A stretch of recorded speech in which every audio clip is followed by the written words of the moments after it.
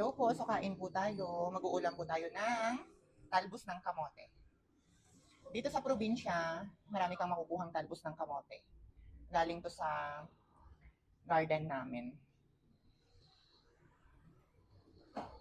Simpleng ulam, simpleng buhay.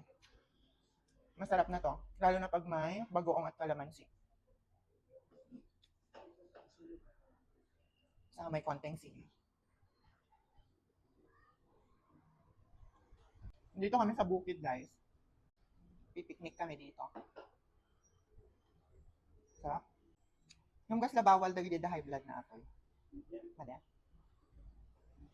Sa Manila, guys, talbos lang ng kamote ang mahal-mahal. Malaylay pa eh.